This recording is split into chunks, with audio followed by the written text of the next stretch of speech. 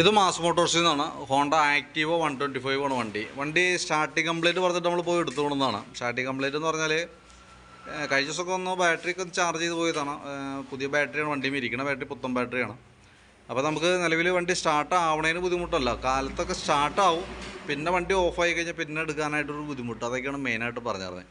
അപ്പോൾ നമുക്കത് മെയിനായിട്ട് ഇപ്പോൾ കോമൺ ആയിട്ട് കാണുന്ന ഒരു കംപ്ലയിൻറ്റ് കാർബറേറ്ററുമായി റിലേറ്റഡ് ആയിട്ട് വന്ന പ്രശ്നമാണ് മെയിനായിട്ട് കാണാം. അപ്പോൾ നമുക്ക് കാർബറേറ്ററിൻ്റെ ഭാഗം നമ്മൾ അഴിച്ച് ചെക്ക് ചെയ്തു. അഴിച്ച് ചെക്ക് ചെയ്യുമ്പോൾ അതിൻ്റെ ഉള്ളിലത്തെ അവസ്ഥ ഇതൊക്കെയാണ്, മൊത്തം പൂപ്പൽ പിടിച്ചേക്കണ പോലെയൊക്കെയാണ് ഇരിക്കുന്നത് കേട്ടോ.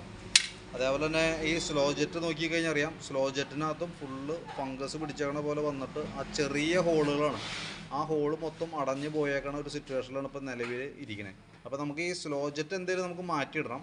കാർബറേറ്റർ അസംബ്ലി ഫുള്ളായിട്ട് ക്ലീനർ ഉപയോഗിച്ച് നമുക്ക് ക്ലീൻ ചെയ്ത് റീസെറ്റ് ചെയ്യാം. അപ്പോൾ അത് പ്രോബ്ലം സോൾവ് ആവേണ്ടതാണ്.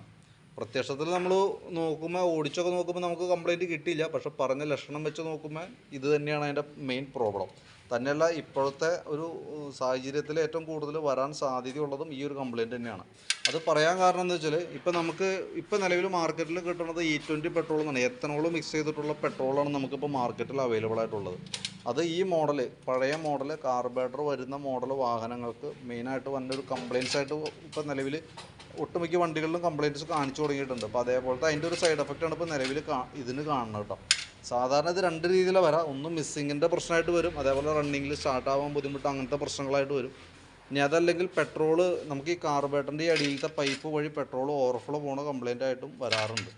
പെട്രോൾ ഓവർഫ്ലോ ആയിട്ട് വന്ന കംപ്ലയിൻറ്റിന് നമുക്ക് പ്രത്യേകിച്ച് ഒന്നും ചെയ്യാൻ പറ്റില്ല. അങ്ങനെ വന്നു കഴിഞ്ഞാൽ കാർബറേറ്റർ അസംബ്ലി മാറ്റി കളയാനേ പറ്റുള്ളൂ.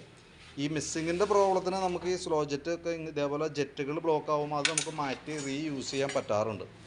അപ്പോൾ കുറേ നാളത്തേക്ക് നമുക്ക് കുഴപ്പമുണ്ടാവില്ല. ഇതെന്താ പ്രോബ്ലം എന്ന് വെച്ചാൽ നമ്മൾ വണ്ടി ഉപയോഗിക്കാണ്ട് വെച്ചാൽ ഉറപ്പായിട്ടും ഈ പ്രോബ്ലം രണ്ടാമത് വരും. ഇനിയിപ്പോൾ അതിന് വേണ്ടിയിട്ട് നമ്മളിപ്പോൾ കാർബറേറ്റർ അസംബ്ലി മാറ്റി പുതിയത് വെച്ചൊന്ന് കരുതാം, അപ്പോഴും നമ്മൾ ഉപയോഗിക്കാൻ പോകുന്നത് ഈ പെട്രോൾ തന്നെയാണ്. അപ്പോൾ ആ കംപ്ലയിൻറ്റ്സ് വരാനുള്ള സാധ്യത വളരെ ഹൈ ആണ്. അതിപ്പോൾ പ്രത്യേകിച്ച് നമുക്ക് എന്താ സൊല്യൂഷൻ എന്ന് വെച്ച് കഴിഞ്ഞാൽ പെട്രോളിൽ ആഡ് ചെയ്യുന്ന അഡിറ്റീവ്സ് പെട്രോളിൽ ആഡ് ചെയ്യുന്ന അഡിറ്റീവ്സ് കിട്ടും, അത് യൂസ് ചെയ്യാനാണ് പറ്റുള്ളൂ. ഇപ്പോൾ തൽക്കാലം അതാണ് ഒരു ഓപ്ഷനായിട്ടുള്ളത്.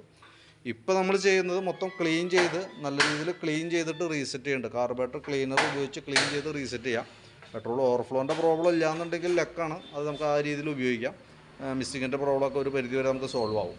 പിന്നെയുള്ളൊരു കംപ്ലയിൻറ്റ് അതേ സെയിം ലക്ഷണം വെച്ചിട്ട് പിന്നെ വരാൻ സാധ്യതയുള്ളൊരു കംപ്ലയിൻറ്റ് ഈ എൻജിൻ ഹെഡിനകത്ത് കാർബൺ കൂടുതലായിട്ട് എൻജിൻ കംപ്രഷൻ ലീക്ക് ആവുന്ന ഒരു പ്രോബ്ലം സാധാരണ രീതിയിൽ വരാറുണ്ട്. അപ്പോൾ അത് നമുക്ക് ഇച്ചിരി കോസ്റ്റ്ലിയാണ്, നമ്മൾ അഴിച്ച് ക്ലിയർ ചെയ്യണമെങ്കിൽ ഒരല്പം ചിലവ് കൂടുതലുള്ള കേസാണ്. തന്നെയല്ല, പ്രത്യക്ഷത്തിൽ ഫസ്റ്റ് സ്റ്റേജിൽ നമുക്ക് ഈ ഒരു കംപ്ലയിൻറ്റ് ഉള്ളത് കൊണ്ട് ഇതൊന്ന് ക്ലിയർ ചെയ്ത് നോക്കാം. റിപ്പീറ്റ് കംപ്ലയിൻറ്റ് കാണിക്കുകയാണെങ്കിൽ മാത്രം ഡീറ്റെയിൽ ആയിട്ട് നമ്മൾ നോക്കിയാൽ മതി. പിന്നെ ഈ സ്റ്റാർട്ടിങ് കംപ്ലയിൻ്റ് ആയിട്ട് പറഞ്ഞതുകൊണ്ട് തന്നെ ബാറ്ററി ഞാൻ ഒന്നും കൂടിയൊക്കെ ഒന്ന് അഴിച്ച് ചെക്ക് ചെയ്തു. പുത്തൻ ബാറ്ററിയാണ്, ബാറ്ററിക്ക് യാതൊരുവിധ കംപ്ലയിൻറ്റോ കാര്യങ്ങളൊന്നും ഇല്ല കേട്ടോ. അപ്പോൾ ഇതുമായി ബന്ധപ്പെട്ടൊരു കംപ്ലയിൻറ്റ് തന്നെയാണ് മെയിനായിട്ട് വന്നേക്കുന്നത്. പിന്നെ നമുക്ക് സൈഡ് സ്റ്റാൻഡ് ഒരു കംപ്ലയിൻറ്റ് ഉണ്ടായിരുന്നു. സൈഡ് സ്റ്റാൻഡിൻ്റെ ഉള്ളിൽ വരുന്ന ബോൾട്ട് കട്ടായി പോയതാണ്. അപ്പോൾ നമ്മൾ തൽക്കാലം ഒരു ബോൾട്ട് ഇപ്പോൾ നിൽക്കണം, അപ്പോൾ അതുകൊണ്ടാണ് ഈ ചെരിഞ്ഞ് വന്നത്. അപ്പോൾ നമ്മളതൊന്ന് തൽക്കാലം ക്ലിയർ ചെയ്ത് റീസെറ്റ് ചെയ്യുന്നുണ്ട് കേട്ടോ. ഞാനതിൻ്റെ ഏകദേശം ഒരു എസ്റ്റിമേറ്റ് ഡീറ്റെയിൽസൊക്കെ ഓൾറെഡി വാട്സാപ്പിനകത്തേക്ക് ഇട്ടേക്കാം. നമ്മളുടെ ഇപ്പോഴത്തെ ഈ E20 പെട്രോൾ എന്ന് പറയുന്നത് വലിയൊരു തലവേദനയായിട്ടുള്ളൊരു സംഭവമാണ്. അതിൻ്റെ കൂടുതലായിട്ട് അതിൻ്റെ ഡീറ്റെയിൽസ് അറിയണം, ഞാൻ ഡിസ്ക്രിപ്ഷനിൽ അതിൻ്റെ ഒരു ലിങ്ക് ഇട്ടേക്കാം. അതിനകത്ത് കയറി നോക്കിക്കഴിഞ്ഞാൽ കറക്റ്റ് അറിയാം ഇപ്പോഴത്തെ ഒരു മെയിനായിട്ടുള്ള പ്രോബ്ലംസ്. പഴയ മോഡൽ വണ്ടികൾക്കൊക്കെ വലിയ തലവേദനയാണത്.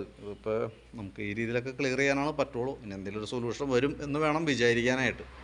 ഓക്കെ, അപ്പോൾ ഞാൻ എൻ്റെ വീഡിയോയും ഡീറ്റെയിൽസ് എസ്റ്റിമേറ്റ് അടക്കം വാട്സാപ്പിനകത്തേക്ക് ഒന്ന് സെൻഡ് ചെയ്തിട്ടേക്കാം. എന്തെങ്കിലും വൈകിട്ടത്തേക്കാണ് വർക്ക് കംപ്ലീറ്റ് ചെയ്ത് ഡെലിവറി ചെയ്യാൻ പറ്റുള്ളൂ. അപ്പം നോക്കിയിട്ട് അതിനനുസരിച്ച് ഞാൻ കോൺടാക്ട് ചെയ്തോളൂ കേട്ടോ.